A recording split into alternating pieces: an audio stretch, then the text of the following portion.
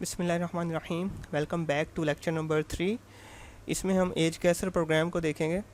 Programme को create करने से पहले मैंने यहाँ पर ऑलरेडी इस प्रोग्राम को क्रिएट किया हुआ है। सबसे पहले हम इसको रन करके इसकी आउटपुट देख लेते हैं कि ये हमें किस तरह की आउटपुट दे रहा होगा और किस तरह से एक्चुअली ये एज गैसर प्रोग्राम काम कर रहा होगा। तो मैं यहाँ पर रन के बटन पर क्लिक करता हूँ। ठीक है, ओके।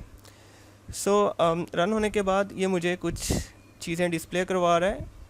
ये कह रहा है I can guess your age, और उसके बाद इसने एक रैंडम गेस थ्रो किया है मेरी एज के बारे में। It is saying that I think you are 24 years old.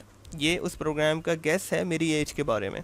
और फिर उसने मुझे 3 ऑप्शन दिए हैं कि press 1 if this is the right guess, press 2 if you are younger than this, and press 3 if you are older than this. अब मैं क्योंकि इस एज से ओल्डर हूँ तो मैं यहाँ पे 3 लिख कर इंटर प्रेस करूँगा।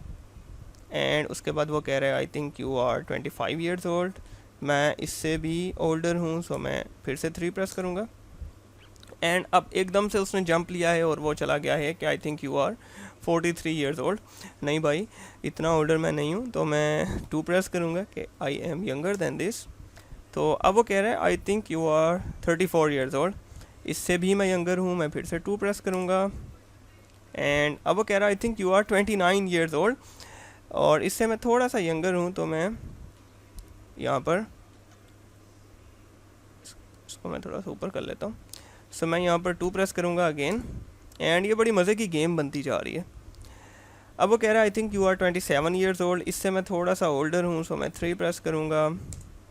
एंड वो फिर से मुझे 29 डिस्प्ले करवा रहा है। इससे मैं थोड़ा यंगर हूँ, तो मैं 2 प्रेस करूँगा। 27 and I am older than this. Okay, so now it guessed my right age. वो कह रहा है I think you are 28 years old। अब मैं 1 प्रेस करूँगा कि this is the right guess। तो अब वो मुझे डिस्प्ले करवा रहा है ये I am genius, और इसके बाद ये प्रोग्राम एग्ज़िट हो चुका है। ठीक है, इस तरह से ये प्रोग्राम क्या कर रहा है, इसने पहले एक रैंडम गेस थ्रो किया। ठीक है, फिर इसके बाद इसने मुझसे इनपुट लेना शुरू किए, और हर इनपुट के ऊपर ये प्रोग्राम अपने गेस को रिफ़ाइन करता गया, और आहिस्ता आहिस्ता वो मेरी राइट एज को गेस करने के काबिल हो गया। ठीक है, अब हम ये करेंगे कि हम इस प्रोग्राम को दोबारा से क्रिएट करेंगे, इसको हम दोबारा से राइट डाउन करेंगे। ठीक है, इसको राइट डाउन करने से पहले हम इसका एक स्ट्रक्चर समझ लेते हैं कि एक्चुअली ये प्रोग्राम कैसे काम करेगा। वैसे तो आपको थोड़ा सा समझ आ चुका है, लेकिन मैंने आप लोगों की आसानी के लिए यहाँ पर एक फ़्लो चार्ट क्रिएट किया है। ठीक है, जस्ट लाइक हम माइंड मैप हम क्रिएट करते हैं, तो मैंने एक फ़्लो चार्ट क्रिएट किया ताकि हमें इस प्रोग्राम का फ़्लो समझने में आसानी हो सके। अब इसमें क्योंकि हम लूप भी यूज़ करेंगे, मैंने 2 जो है ना फ़्लो चार्ट क्रिएट किए हैं। पहले हम इसको देखेंगे कि ये विदाउट लूप जो है ये प्रोग्राम कैसे चलेगा, फिर हम देखेंगे कि हमें लूप की ज़रूरत क्यों है और कहाँ पर हम लूप लगाएंगे। ठीक है, हम स्टार्ट करते हैं स्टार्ट से कि हमें किस तरह से इस प्रोग्राम को क्रिएट करना है। सबसे पहले हम डिस्प्ले करवाएंगे what the program will do. ठीक है, बिल्कुल ऐसे ही जैसे जब हमने इसे रन किया था तो इसने हमें डिस्प्ले करवाया कि I can guess your age. ठीक है, हम ये लाइन डिस्प्ले करवाएंगे। राइट, डिस्प्ले करवाने के बाद हम एक रैंडम गेस डिस्प्ले करवाएंगे, और इस फ्लो चार्ट के अंदर मैंने उसको नाम दे दिया कि लेट्स से कि वो गेस जो है वो जी होगा, और वो किस रेंज में से होगा, एक्स कोमा वाई की रेंज में से होगा। लेट्स से वो 5,100 की रेंज में से हो सकता है, बिकॉज़ एक नॉर्मल यूज़र जो है वो मिनिमम 5 ईयर्स ऑफ एज का हो सकता है, नॉर्मल कंप्यूटर यूज़र, और मैक्सिमम उसकी एज लेट्स से हम 60 रख लेते हैं। तो हम यहाँ पर अपनी जो एज डिफ़ाइन करेंगे वो 5, जो एज की रेंज डिफ़ाइन करेंगे जिसमें से वो गेस कर रहा होगा वो हम 5,60 डिफ़ाइन कर देंगे। ठीक है, ओके। उसके बाद ये रैंडम गेस डिस्प्ले करवाने के बाद इस रेंज में से हम उसे 3 ऑप्शन देंगे। हम उसे कहेंगे कि भाई ये जो मैंने गेस किया है, if G is the right guess तो 1 प्रेस करो, अगर आप उससे जी से यंगर हो तो 2 प्रेस कर दो, अगर आप जी से ओल्डर हो तो 3 प्रेस कर दो। ठीक है, अब हम इसकी कंडीशंस देख लेते हैं। ये जो साइन होता है डायमंड साइन, ये बेसिकली कंडीशन को शो करने के लिए यूज़ होता है। हम यहाँ पर देख लेते हैं कि अगर पहले हम देख लेते हैं 1 प्रेस करेगा तो क्या होगा। अगर यूज़र 1 प्रेस करता है तो हम सिंपली डिस्प्ले करवा देंगे कि आई गेस योर एज, या ये I am very genius, I have done it, जो भी हमें डिस्प्ले करवाना है। राइट, और अगर जो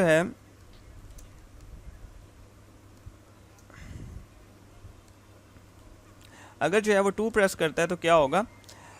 जो 2 का मतलब क्या है, 2 का मतलब है कि यूज़र जो है वो यंगर है गेस्ट से। दैट मीन्स कि अगर यूज़र गेस्ट से यंगर है, उसकी एज गेस्ट एज से कम है, तो हमें जो गेस्ट एज है उसको अपर लिमिट बना देना है, ठीक है ना। लेट्स सपोज पहले हमारी अपर लिमिट थी 60 ईयर्स और गेस्ट जो उसने रैंडम थ्रो किया है वो है 43 और यूज़र कहता है कि मैं तो इससे यंगर हूँ, तो हम 43 को अपर लिमिट बना देंगे ताकि नेक्स्ट टाइम जब वो प्रोग्राम गेस करेगा एज को तो वो 43 से ऊपर नहीं जाएगा, क्योंकि उसे पता चल गया कि 43 इसकी अपर एज लिमिट है, ठीक है। तो हम ये काम कर देंगे अगर यूज़र कहता है कि मैं गेस्ट एज से यंगर हूँ। और ये काम करने के बाद हम दोबारा से एक जो है ना गैस रैंडम गैस जो है, जो नई रेंज हमें अभी मिली है उसमें से एक नया गैस थ्रो करेंगे। नया गैस थ्रो करने के बाद हम फिर से ऑप्शन प्रिंट करवाएंगे। फिर से ऑप्शन प्रिंट करवाने के बाद हम वही प्रोसेस दोबारा से स्टार्ट कर देंगे कि अगर वो 1 प्रेस करता है, 2 प्रेस करता है या 3 प्रेस करता है तो क्या होगा। अगर वो 3 प्रेस करता है तो क्या होगा, उस ऑप्शन को हम मिस कर गए हैं तो उसको भी देख लेते हैं। ओके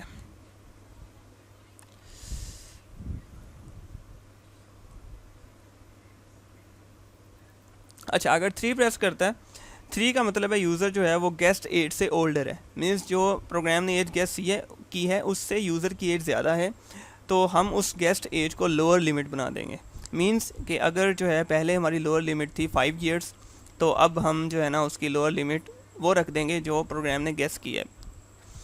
और फिर जो है जो हमारे पास नई रेंज आएगी उसमें से हम एक गैस क्रिएट करेंगे और फिर वो जो है गैस यूज़र के सामने डिस्प्ले करवा देंगे और फिर इसी तरह ये प्रोसेस चलता रहेगा।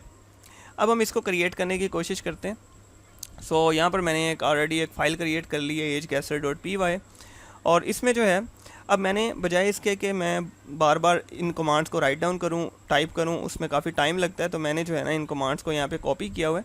सो सबसे पहले हम यहाँ से प्रिंट की कमांड उठाते हैं और यहाँ पे पेस्ट करते हैं, जो कि हमने डिस्प्ले करवाना है अपने प्रोग्राम में कि I can guess your age, ठीक है।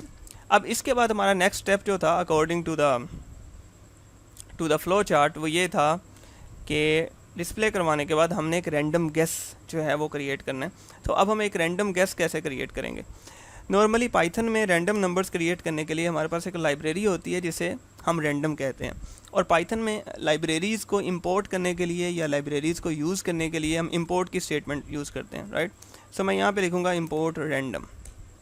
जैसे ही मैं इंपोर्ट रैंडम लिखूँगा, ये जो रैंडम का मॉड्यूल है इसकी सारी की सारी फंक्शनैलिटी हमारे प्रोग्राम में आ जाएगी, ठीक है ना। जैसे जैसे हम इस कोर्स के अंदर आगे बढ़ते जाएंगे तो आपको बहुत सी लाइब्रेरीज़ का, बहुत से मॉड्यूल्स का पता चलेगा जो अगर हम अपने पाइथन के प्रोग्राम में इंपोर्ट करें तो वो हमारी ज़िंदगी आसान कर देते हैं, हमारे बहुत से काम जो हैं वो उनकी मदद से इजी हो जाते हैं। तो अब जो है मैं इस मॉड्यूल की मदद से एक गैस क्रिएट कर सकता, एक रैंडम नंबर जनरेट कर सकता हूँ एक स्पेसिफिक रेंज में से, ठीक है ना। तो वो मुझे कैसे क्रिएट करना है, बेसिकली अगर मुझे सिर्फ इस मॉड्यूल का पता है और मुझे ये देखना है कि इस मॉड्यूल को मैं कैसे यूज़ करूँगा, तो सिंपली मैं ये काम करूँगा, मैं एक न्यू टैब में पाइथन रैंडम मॉड्यूल डॉक्यूमेंटेशन, तो मैं इसकी डॉक्यूमेंटेशन रीड कर लूँगा कि इसको किस तरह से यूज़ किया जा सकता है, ठीक है ना। ये मैं आपको इसलिए बता रहा हूँ ताकि अगर फ्यूचर में आपको कोई मॉड्यूल यूज़ करना पड़े और आपको समझना आ रहा हो कि उसमें कौन कौन से फंक्शंस अवेलेबल हैं और उस मॉड्यूल को किस तरह से यूज़ करना है, तो आप इस तरह से उसकी डॉक्यूमेंटेशन ओपन कर सकते हैं। और डॉक्यूमेंटेशन में जब आप ओपन करेंगे तो आपको कई सारे फंक्शंस नज़र आ जाएंगे और हर फंक्शन पे क्लिक करके आप उसकी डिटेल पढ़ सकते हैं, उनकी एग्जांपल्स देख सकते हैं, ठीक है ना। ओके, सो इसका क्योंकि मुझे ऑलरेडी आइडिया है कि इसकी मदद से कैसे रैंडम नंबर जनरेट किए जाते हैं, सो मैं यहाँ पे आऊँगा रैंडम डॉट, मीन्स इस मॉड्यूल में से ये फंक्शन उठाओ रैंड इंट का, और रैंड इंट जो है ये रेंजेस लेगा 2, 5, लेट्स से 60, ठीक है। कि इन दो रेंजेस में से कोई भी गैस क्रिएट कर दो और गैस क्रिएट करने के बाद उसे एक वेरिएबल में सेव करवा दो, उस वेरिएबल का नाम रख देते हैं हम गैस, ठीक है ना। तो जैसे ही एक गैस क्रिएट होगा वो जो है ना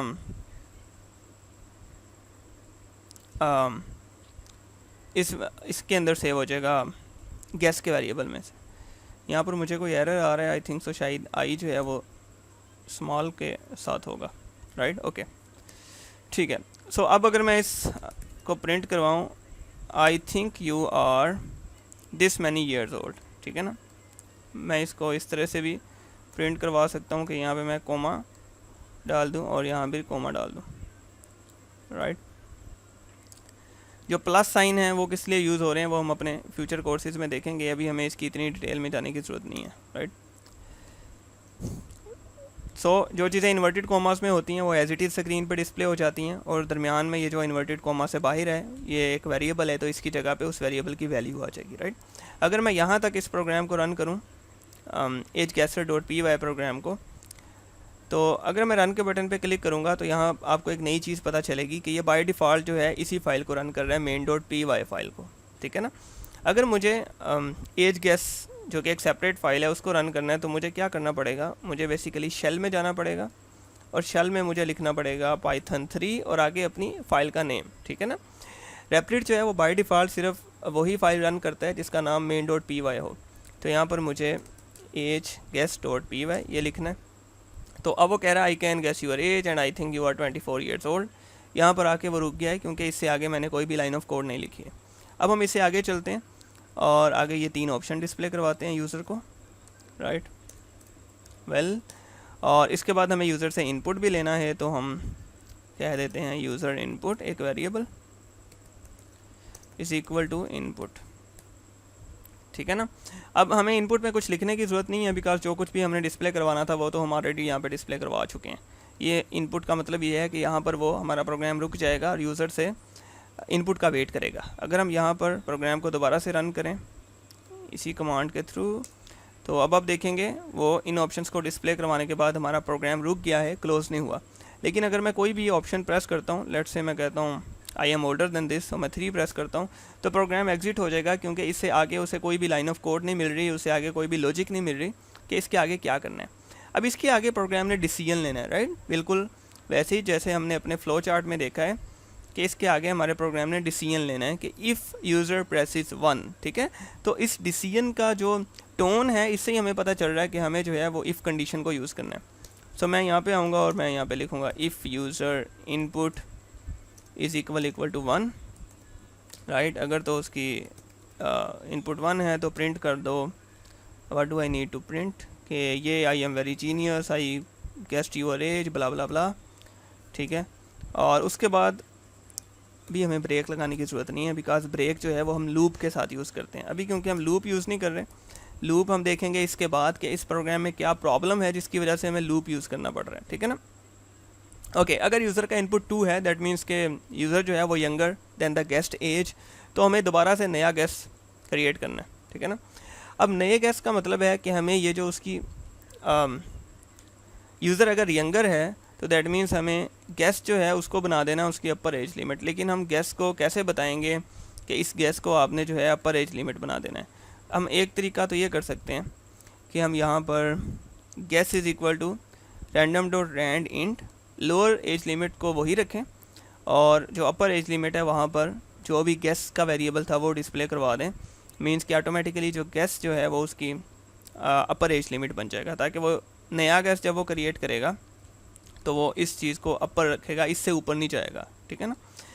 इसी तरह हम जो है ना एक एलिफ कंडीशन और लगाएंगे कि अगर यूज़र का इनपुट 3 है तो फिर क्या करे, guessed is equal to random.rand int, और अब जो है वो लोअर एज लिमिट को हमने गेस्ट बना देना है और अपर एज लिमिट को हम 60 रखेंगे, ठीक है ना। अच्छा, अभी इस प्रोग्राम में एक प्रॉब्लम है और मैं वो आपको थोड़ी देर बाद बताऊंगा कि वो प्रॉब्लम क्या है। अभी मैं इसको यहाँ पे प्रिंट करवा रहा हूँ दोबारा से, ठीक है। यहाँ तक जो है हमारा प्रोग्राम कंप्लीट हो चुका है। अब अगर मैं इसे दोबारा से रन करता हूँ यहाँ पर शेल के अंदर आके, ओके, वो कह रहा है I think you are 44 years old. मैं ऐसे कहता हूँ कि भाईजान I am younger than this, तो वो फ़ौरन से जो है क्लोज़ हो गया, उसने कोई भी नेक्स्ट मुझे चीज़ डिस्प्ले नहीं की है, राइट। अब उसने मुझे नेक्स्ट कुछ भी डिस्प्ले क्यों नहीं किया, there is something that we need to debug in this program. Well, उसकी रीज़न ये है कि यहाँ पर ये हमारी कंडीशन जो है, जैसा कि हमने अपनी आई थिंक सो फर्स्ट या सेकंड वीडियो में डिस्कस किया था कि ये जो चीज़ होती है, हम जब इसको इक्वल टू करके मैच कर रहे होते हैं तो ये जो बाय डिफ़ॉल्ट यूज़र हमसे इनपुट ले रहा होता है वो एक स्ट्रिंग इनपुट होता है, ठीक है। तो ये उसको एक वो इन इनपुट्स को एज आ स्ट्रिंग कंसिडर कर रहा है, ठीक है ना। तो जब हम एज आ इंटीजर यहाँ पे 2 प्रेस करते हैं तो ये क्योंकि नंबर है तो उसे कोई भी कंडीशन इसमें से मैच नहीं होती किसी नंबर के साथ। अब हम एक काम कर सकते हैं कि हम यहाँ पे इनपुट को इंट के अंदर इनक्लोज कर दें ताकि वो समझ जाए कि जो भी इनपुट लिया जाएगा वो एक एज आ नंबर आएगा मेरे पास।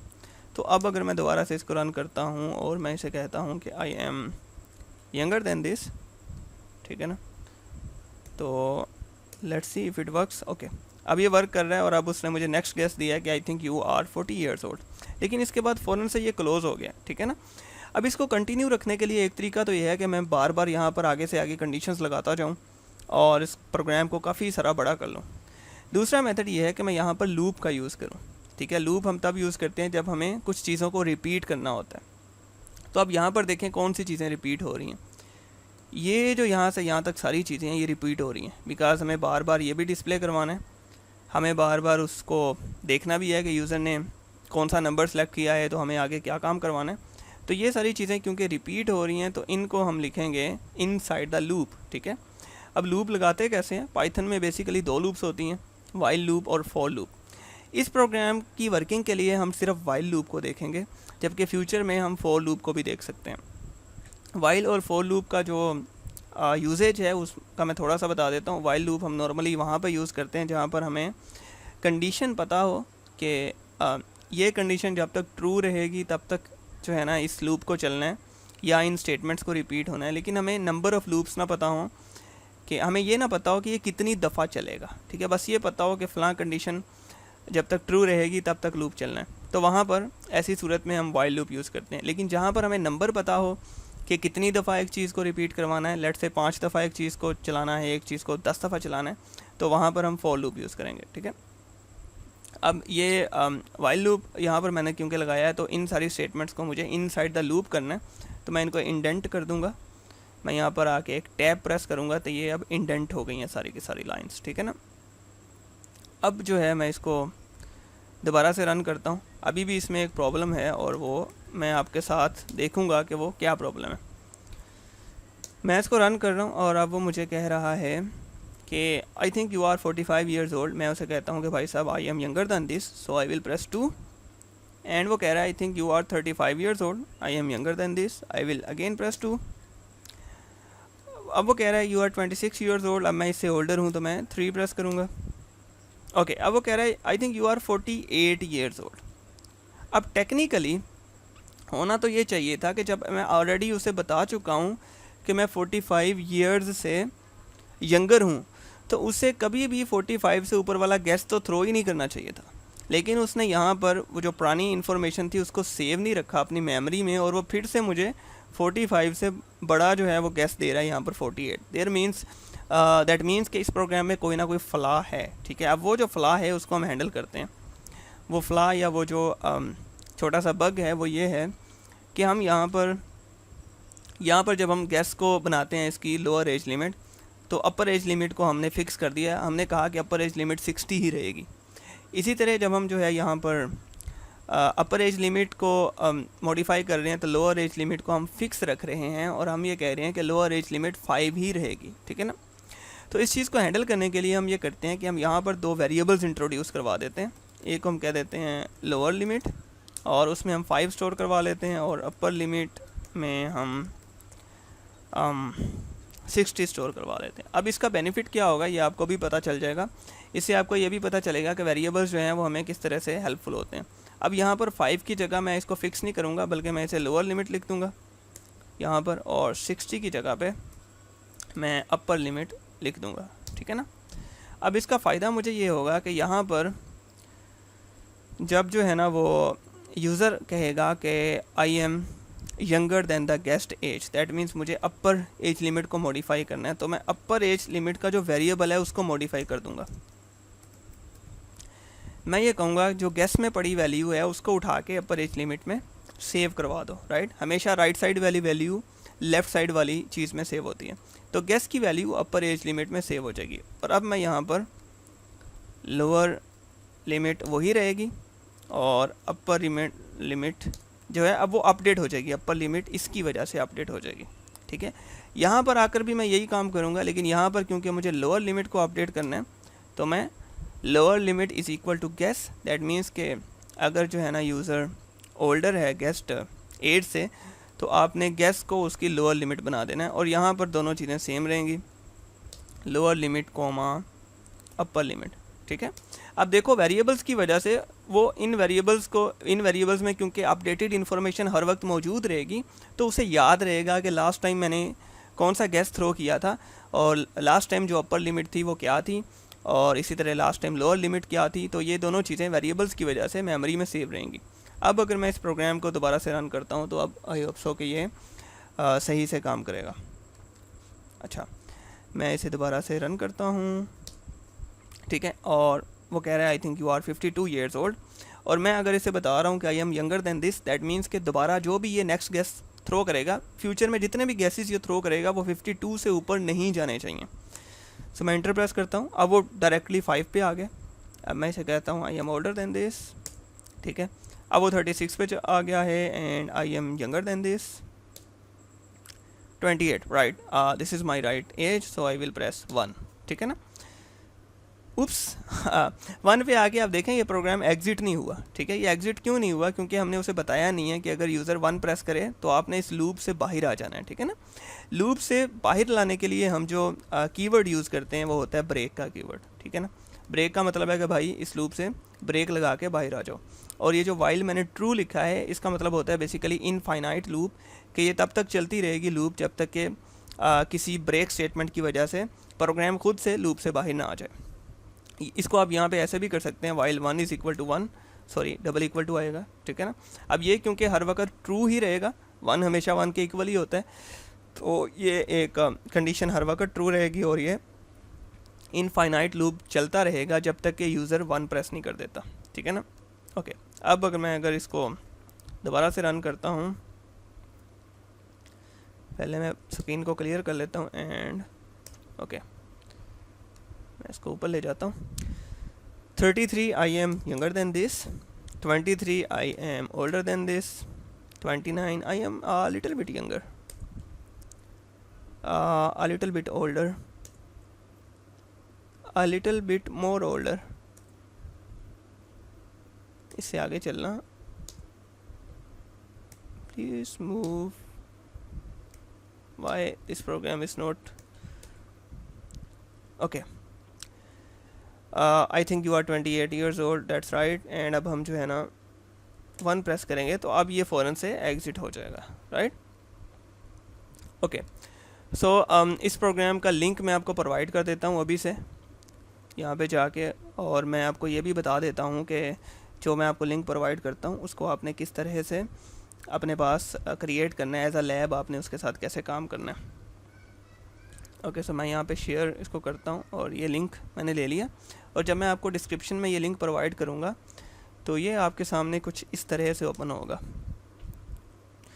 सो बेसिकली इस प्रोजेक्ट को अपने पास कॉपी करने के लिए, या ख़ुद से इस पर प्रैक्टिस करने के लिए, या इसको ख़ुद से यूज़ करने के लिए आपको यहाँ पर ये फोर्क का बटन नज़र आएगा, ठीक है ना। आपने इस फोर्क के बटन पे क्लिक करना है, और अगर आप ऑलरेडी साइंड इन नहीं हैं इस रेपलिट के अंदर तो वो आपको साइन इन करने को कहेगा, तो आप फोर्क के बटन पे क्लिक करेंगे और अपने अकाउंट से साइन इन करके ये सारे का सारा प्रोजेक्ट आपके पास कॉपी हो जाएगा, ठीक है।